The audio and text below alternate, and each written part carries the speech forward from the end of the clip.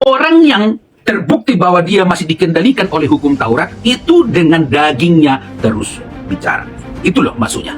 Kalau dagingmu terus kau puaskan, itulah bukti yang tidak terbantahkan bahwa engkau hidup dalam hukum Taurat. Karena saudaraku yang terkasih, bahwa hukum Taurat itu diberikan justru untuk menunjukkan adanya eksistensi dosa. Sekali lagi dengar, hukum Taurat diberikan untuk memberitahukan kepada kita bahwa dosa itu ada, dosa itu bekerja, dosa itu berkuasa di dalam diri kita. Dan itulah yang merangsang keinginan daging kita.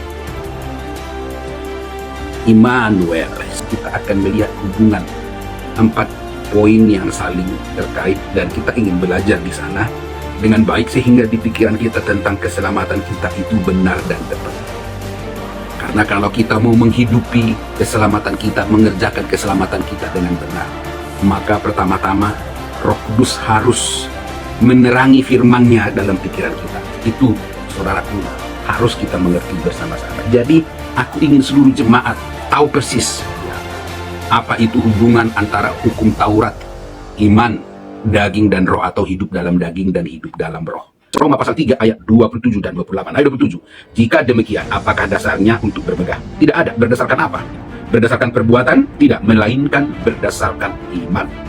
Ayat yang ke-28. Karena kami yakin bahwa manusia dibenarkan karena iman dan bukan karena ia melakukan hukum Taurat. Sekarang kita baca Roma pasal 5 ayat 18 sampai ayat yang ke-19. 18. Sebab itu sama seperti oleh satu pelanggaran semua orang beroleh penghukuman.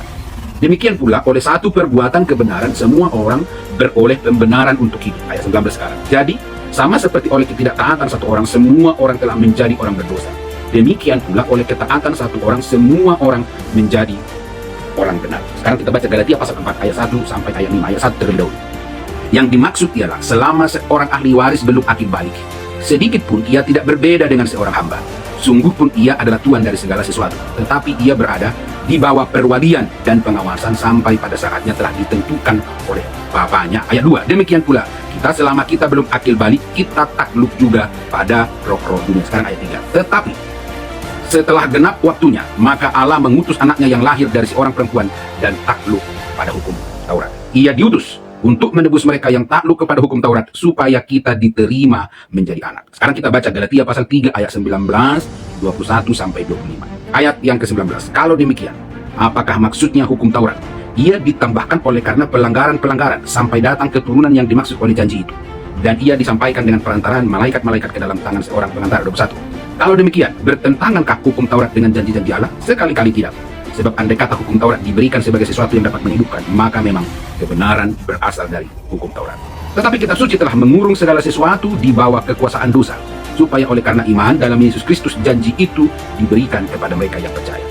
Sebelum iman itu datang, kita berada di bawah pengawalan hukum Taurat dan dikurung sampai iman itu telah dinyatakan.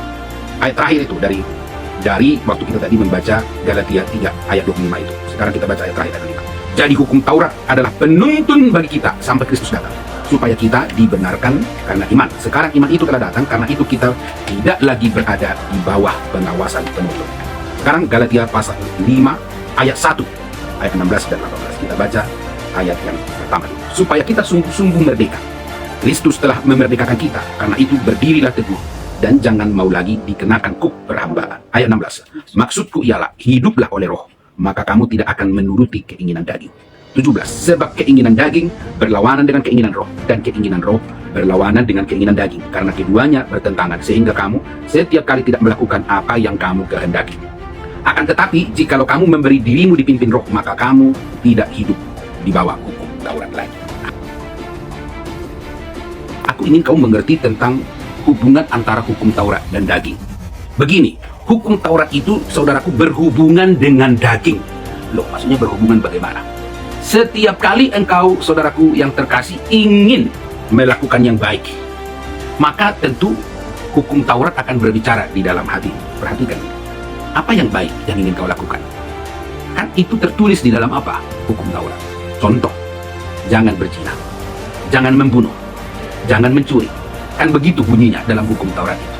Nah, ini harus kau pikirkan ini. Tapi daging, saudara yang terkasih, tidak bisa melakukan itu. Karena berulang-ulang kukatakan bahwa sifat daging itu, atau hukum daging itu hanya ingin melakukan yang baik, tetapi tidak dapat melakukan yang baik.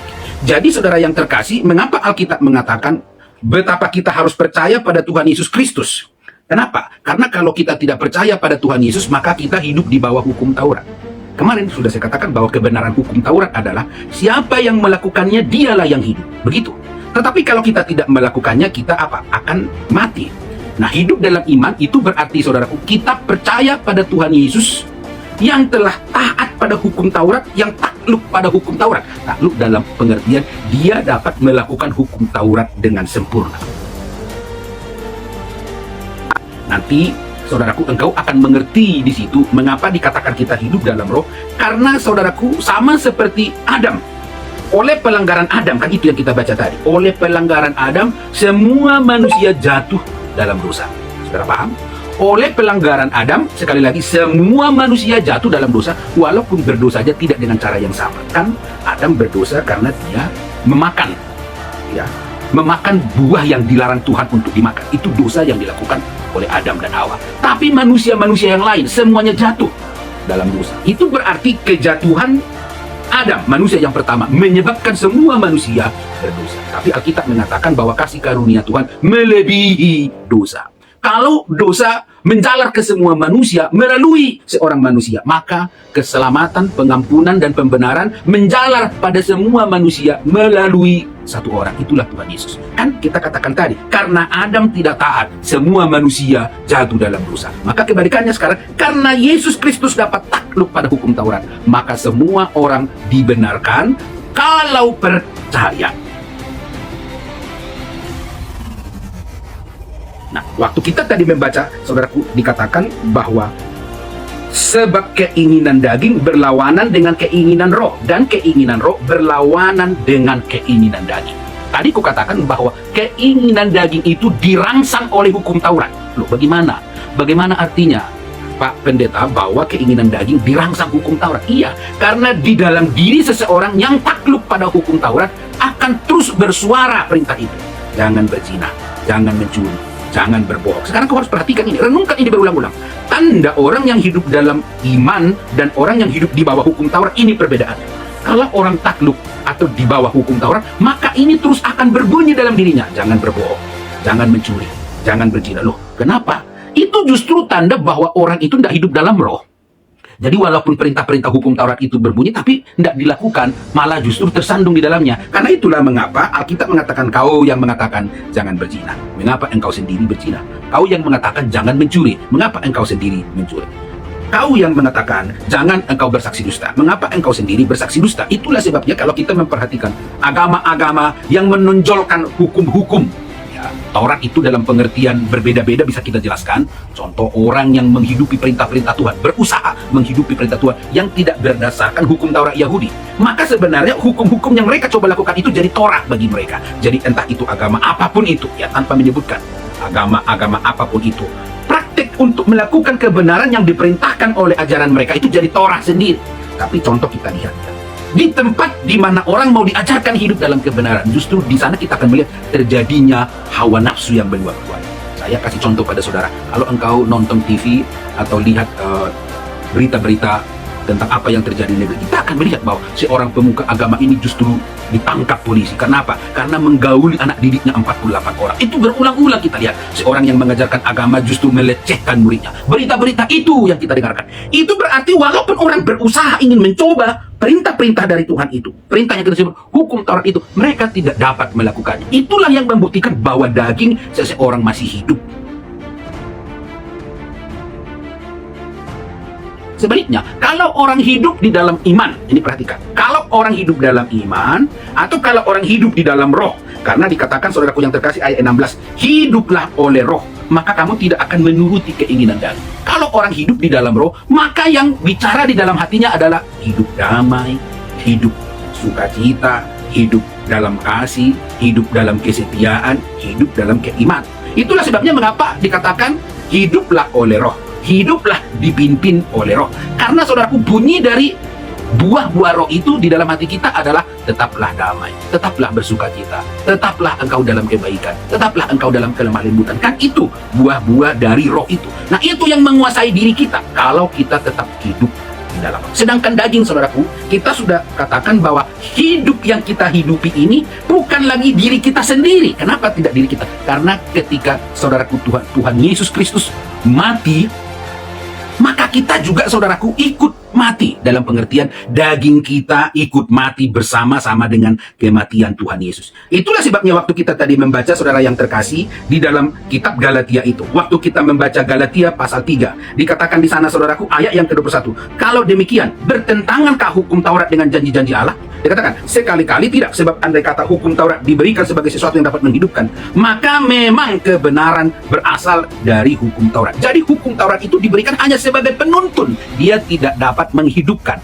Justru hukum Taurat itu malah mengingatkan kita akan dosa. Pertama, hukum Taurat itu justru merangsang dosa. Jadi dengan demikian, setiap kali orang merasa bahwa dia hidup berdasarkan hukum Taurat, maka akan terbukti nyata bahwa dosa banyak di dalam orang itu. Itulah sebabnya, saudaraku, waktu kita membaca kitab Galatia 3, pasal 3 itu dikatakan, tetapi kitab suci telah mengurung segala sesuatu di bawah kekuasaan dosa. Loh, kok bagaimana, saudara yang terkasih, kitab suci mengurung semua orang di bawah kekuasaan dosa? Karena waktu engkau membaca perintah-perintah dalam kitab suci itu, jangan begini, jangan begini, jangan begini. Jadi semakin banyak orang, saudaraku, membaca perintah-perintah Tuhan itu, maka semakin cepat dosa menunjukkan eksistensinya, telah memperbudak kita, telah menguasai kita, telah merebut kita menjadi hambanya. Nah, karena itulah, saudaraku yang terkasih, orang percaya harus hidup oleh iman. Karena dikatakan bahwa semua orang dikurung di bawah kekuasaan dosa, supaya oleh karena iman dalam Yesus Kristus, janji itu diberikan kepada mereka yang percaya. Dikatakan sebelum iman itu datang, kita berada di bawah pengawalan hukum Taurat dan dikurung sampai iman itu telah dinyatakan. Jadi hukum Taurat adalah penuntun bagi kita sampai Kristus datang, supaya kita dibenarkan karena iman. Jadi saudaraku yang terkasih, orang yang hidup dalam iman itu, maka konsekuensinya adalah otomatis dia hidup di dalam roh. Loh, apa hubungannya? Begini, begitu engkau hidup dalam iman, maka engkau tidak lagi di bawah penguasaan hukum Taurat. Apa itu artinya di bawah penguasaan hukum Taurat? Di bawah penguasaan hukum Taurat itu artinya di dalam dirimu sendiri akan selalu berbunyi perintah-perintah hukum Taurat itu.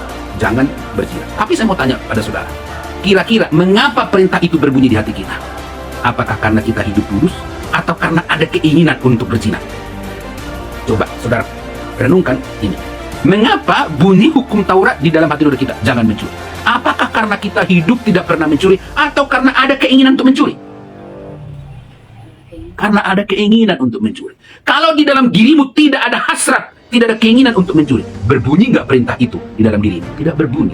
Jadi perbedaan orang yang hidup di dalam hukum Taurat dan orang yang hidup dalam iman ini loh. Makanya saudara harus mengerti ini. Orang yang hidup di bawah hukum Taurat itu akan nampak dengan perintah Tuhan itu akan terus berbunyi. Jangan berbohong. Loh, kalau engkau tidak terbiasa berbohong, kalau hidupmu jauh dari kebohongan, berbunyi nggak itu? Nggak akan berbunyi. Loh, itu yang dimaksud orang yang hidup di bawah apa? Hukum Taurat. Nah, itulah sebabnya dikatakan bahwa kita itu hidup di dalam iman. Jadi itu bukan sekedar saudaraku kata-kata slogan, oh kita hidup dalam iman, oh kita tidak lagi hidup di bawah hukum Taurat. Nggak begitu maksudnya. Orang yang terbukti bahwa dia masih dikendalikan oleh hukum Taurat, itu dengan dagingnya terus bicara. Itu loh maksudnya.